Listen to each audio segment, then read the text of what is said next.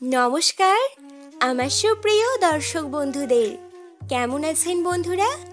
আশা করছি প্রত্যেকেই খুব ভালো আছেন। আপনাদের আরও একবার স্বাগত জানাই আমাদের সুন্দরম ইউটিউব চ্যানেলের নতুন একটি পর্বে।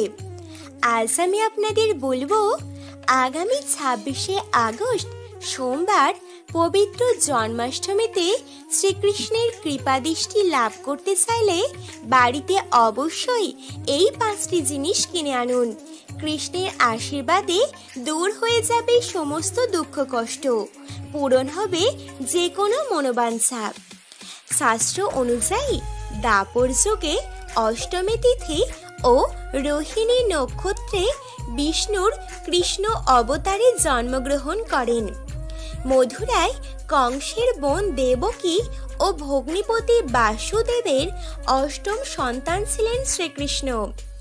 কংস বধ করে অধর্ম, অবিচার ও অন্যায় নাশের জন্য কৃষ্ণরূপে জন্মগ্রহণ করেছিলেন নারায়ণ। প্রচলিত বিশ্বাস অনুযায়ী যারা জন্মাষ্টমীর দিন উপবাস করেন এবং নিয়ম মেনে কৃষ্ণের পূজা করেন, তাদের জীবনে কোনোরূপ কষ্ট বা সমস্যার আবির্ভাব ঘটে না। পাশাপাশি সেই ব্যক্তি জন্ম মৃত্যুর বন্ধন থেকেও মুক্ত হয়ে মোক্ষ লাভ করতে পারে। এবছর জন্মাষ্টমী পড়েছে আগামী 26শে আগস্ট, আর অষ্টমী তিথি শুরু হচ্ছে সেই দিন ভোর 3:40 অষ্টমী তিথির সমাপ্তি ঘটছে আগামী 27শে আগস্ট সকাল 2:20।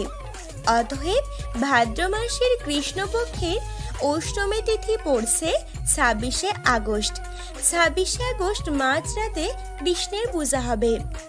কৃষ্ণ পূজার শুভ সময়টি শুরু হচ্ছে 26শে আগস্ট রাত 12টা থেকে 12:45 পর্যন্ত, অর্থাৎ পুজোর জন্য 45 মিনিট সময়। ব্রতভঙ্গ হবে আগামী 27শে আগস্ট সকাল 11টা পর্যন্ত। এবছর 26শে আগস্ট কৃষ্ণ জন্মাষ্টমীতে জয়ন্তী যোগ তৈরি হয়েছে। শাস্ত্র অনুযায়ী জয়ন্তী যোগে জন্মাষ্টমী ব্রত করলে অক্ষয় পুণ্য লাভ হয়। কৃষ্ণের কৃপায় সুখ সমৃদ্ধি লাভ সম্ভব হয়ে থাকে। কথিত আছে, যে ব্যক্তি এই যোগে জন্মাষ্টমী ব্রত পালন করবেন তার বৈকুণ্ঠ লাভ হবে। এবছর গৃহস্থ এবং বৈষ্ণবরা একই দিনেই জন্মাষ্টমী পালন করবেন। যেহেতু কৃষ্ণের জন্ম রাতের বেলা হয়েছিল, তাই জন্মাষ্টমীতে সারা রাত উপবাস থেকে, অর্থাৎ সারা দিন এবং সারা রাত উপবাস করে রাত 12টার পর কৃষ্ণকে তার পছন্দ মতো ভোগ অর্পণ করে তারপর পূজা করা হয় এবং পূজার শেষে কৃষ্ণের প্রসাদ গ্রহণ করে ব্রত ভঙ্গ করা হয়ে থাকে। তো দর্শক বন্ধুরা, আশা করছি জন্মাষ্টমীর সম্পূর্ণ সময়সূচি আপনারা বুঝতে পারলেন। তাহলে শ্রীকৃষ্ণের কৃপাদৃষ্টি লাভ করতে হলে অবশ্যই আপনাকে জন্মাষ্টমীর শুভ সময়ের মধ্যেই কৃষ্ণের আরাধনা করতে হবে।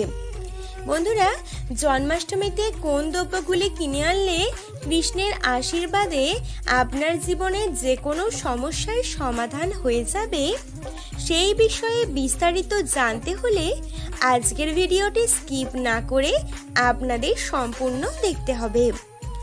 আশা করছি আজকের ভিডিওটি দেখার মধ্য দিয়ে আপনারা অনেক অজানা তথ্য জানতে পারবেন। ভিডিওটি সম্পূর্ণ দেখার পরে যদি একটুও উপকৃত হন, অবশ্যই একটি লাইক করবেন এবং আমাদের সুন্দরম ইউটিউব চ্যানেলটি সাবস্ক্রাইব করে পাশে থাকা নোটিফিকেশন বেলটি অন করে রাখবেন। চলুন মূল আলোচনায় প্রবেশ করা যাক। শ্রীকৃষ্ণের পছন্দের যে দ্রব্যটি জন্মাষ্টমীতে আপনাদের প্রত্যেককে আনার জন্য বলবো, সেটি হচ্ছে একটি ময়ূরের পালক। ময়ূরের পালক ছিল শ্রীকৃষ্ণের অতি প্রিয়।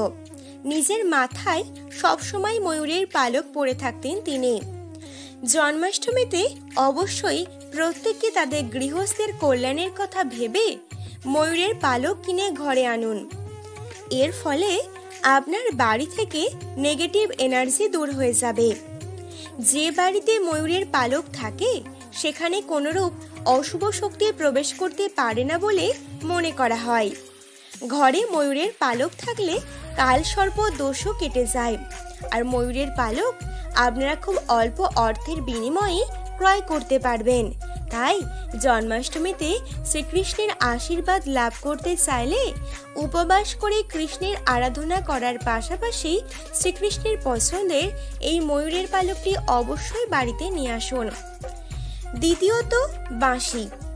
শ্রীকৃষ্ণের নাম নিতেই তার বাঁশি হাতে ত্রিভঙ্গ মুরারির মূর্তি আমাদের চোখের সামনে ভেসে ওঠে।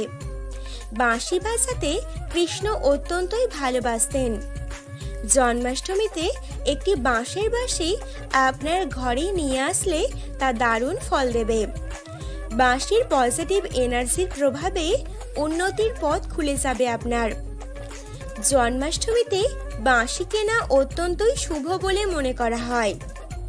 এই দিন যদি শ্রীকৃষ্ণকে একটি ছোট রূপোর বাঁশি নিবেদন করতে পারেন, আপনার জীবনের যে কোনো সমস্যা দূরীভূত হয়ে যাবে। তৃতীয়ত, একটি হলুদ রঙের বস্ত্র। হলুদ রঙের বস্ত্র শ্রীকৃষ্ণের খুবই পছন্দের। জন্মাষ্টমীতে আপনি যখন শ্রীকৃষ্ণের পূজা করবেন, অবশ্যই হলুদ রঙের বস্ত্র পরিধান করবেন। শ্রীকৃষ্ণকে এক টুকরো হলুদ রঙের বস্ত্র অবশ্যই উপহার দান করুন।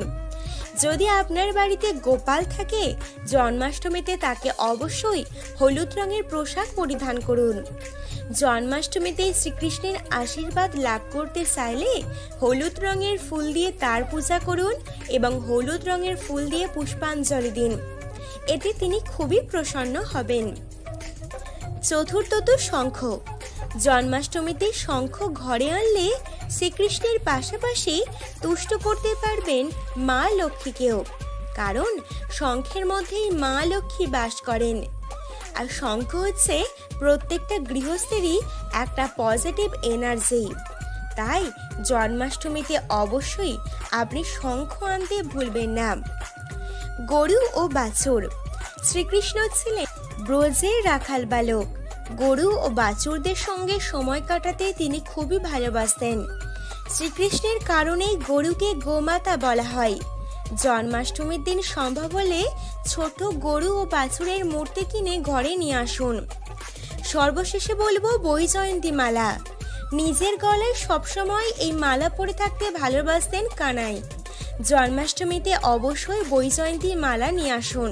তার কৃপায় দেখবেন আপনার যে কোনো সমস্যার সমাধান হবে। তো দর্শক বন্ধুরা, এই ছিল আজকের ভিডিওর আলোচনা। আশা করছি আপনাদের ভালো লেগেছে। ধন্যবাদ।